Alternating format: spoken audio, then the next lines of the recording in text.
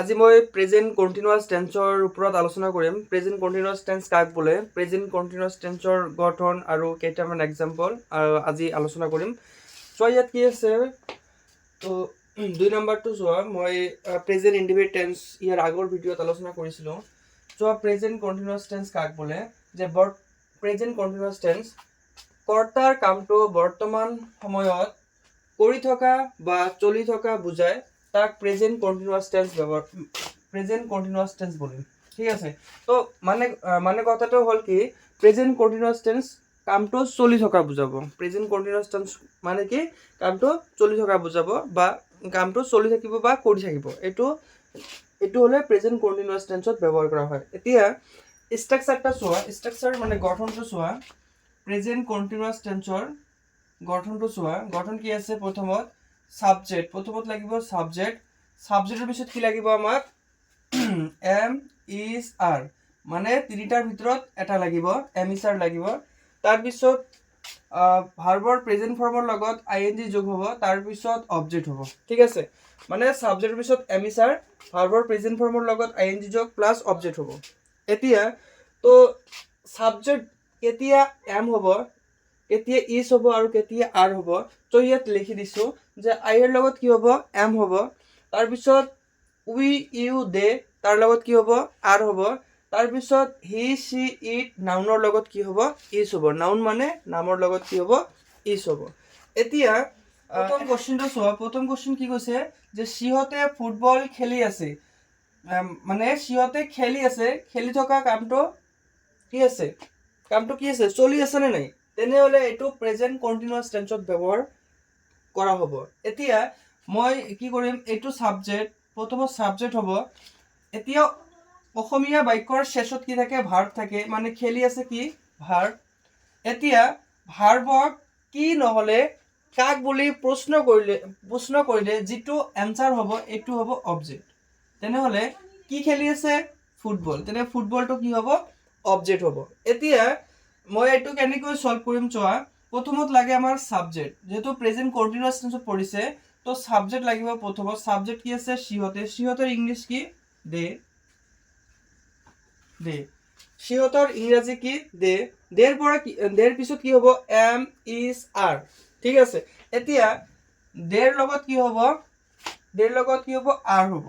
এতিয়া দেৰ লগত আৰ হ'ল। তাৰপিছত কি হ'ব, ভাৰ্বৰ প্ৰেজেন্ট ফৰ্ম লাগিব। ভাৰ্বৰ ফৰ্ম তিনিটা, এটা হ'ল present form, past form, past participle form, V1 V2 V3 বুলি কয়। এতিয়া V1 কি আছে, এতিয়া চোৱা, ভাৰ্ব কি আছে, খেলি আছে।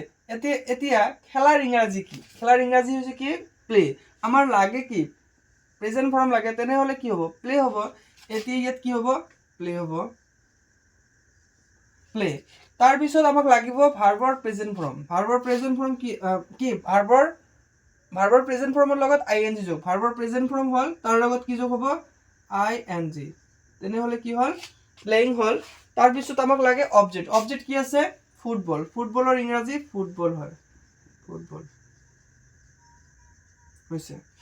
এতিয়া নেক্সট কুৱেশ্চনটো চোৱা। নেক্সট কুৱেশ্চন কি আছে, 2 নম্বৰ কুৱেশ্চনটো চোৱা, যে তাই এটা সাধু পঢ়ি আছে।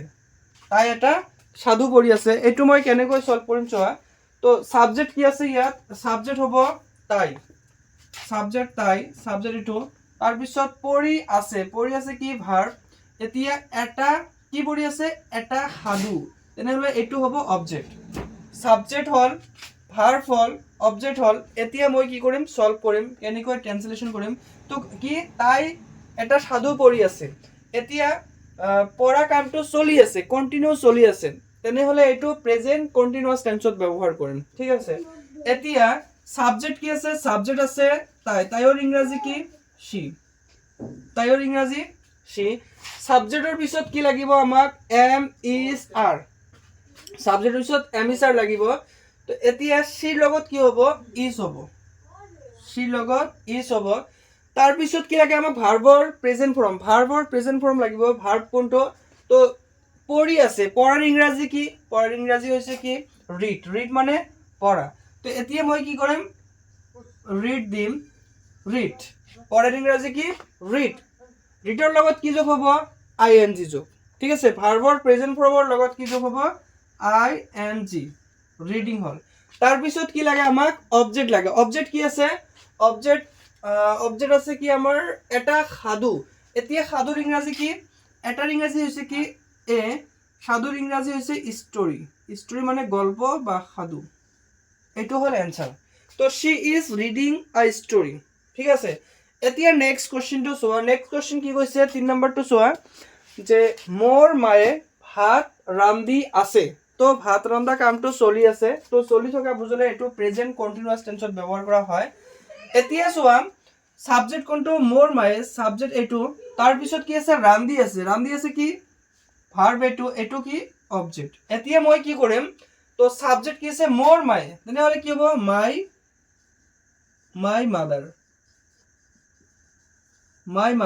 মোৰ ইংৰাজী হৈছে কি মাৰ ইংৰাজী হৈছে কি মাদাৰ এতিয়া সাবজেক্টৰ পিছত লাগিব আমাক এম ইজ আৰ যেহেতু মাদাৰ নাউন তাৰ লগত কি যোগ হ'ব ইজ হ'ব ইয়াত কি আছে নাউন আছে নাউনৰ লগত কি হ'ব ইজ হ'ব তাৰ পিছত কি লাগে আমাক সাবজেক্টৰ পিছত ভাৰ্ব লাগে ভাৰ্ব কোনটো ৰান্ধি আছে ৰান্ধাৰ ইংৰাজী কি কুক ঠিক আছে ভাৰ্বৰ প্ৰেজেন্ট ফৰ্ম লাগে যেহেতু ইয়াত কি হ'ব কুক হ'ব তাৰ লগত কি যোগ হ'ব আইএনজি যোগ এতিয়া কি যোগ দিম ইয়াত আইএনজি যোগ দিম কুকিং হল তাৰ পিছত কি আছে তাৰ পিছত কি লাগিব আমাক অবজেক্ট কি আছে ভাতৰ ইংৰাজী কি ৰাইস তেনেহলে ইয়াত কি হ'ব ৰাইস হ'ব ঠিক আছে এতিয়া নেক্সট কোৱেশ্চনটো চোৱা নেক্সট কোৱেশ্চন কি আছে 4 নম্বৰ কোৱেশ্চনটো চোৱা আমি ইংৰাজী ব্যাকৰণ শিকি আছো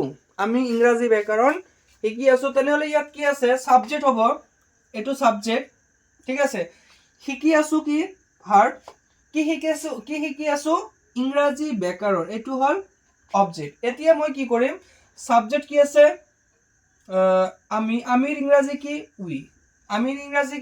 উই সাবজেক্টৰ পিছত কি লাগে আমাক এম ইজ আৰ তিনিটাৰ ভিতৰত এটা তেনেহলে উইৰ লগত কি হ'ব আৰ হ'ব তেনেহলে ইয়াত উইৰ লগত আৰ হল তাৰ পিছত কি লাগে আমাক ভাৰ্ব লাগে ভাৰ্বৰ প্ৰেজেন্ট ফৰ্ম ভাৰ্ব কোনটো শিকি আছো শিকাৰ ইংৰাজী কি আছে লাৰ্ন আছে তো শিকাৰ ইংৰাজী কি লাৰ্ন ঠিক আছে তাৰ পিছত ভাৰ্বৰ প্ৰেজেন্ট ফৰ্ম লাগিব ভাৰ্বৰ প্ৰেজেন্ট ফৰ্ম হল তাৰ লগত আইএনজি যোগ হ'ব লাৰ্নিং হল তাৰ পিছত কি লাগে আমাক অবজেক্ট কি আছে ইংৰাজী ব্যাকৰণ তেনেহলে কি হ'ব ইংলিশ ব্যাকৰণৰ ইংৰাজী কি গ্ৰামাৰ ব্যাকৰণৰ ইংৰাজী কি গ্ৰামাৰ এটো হল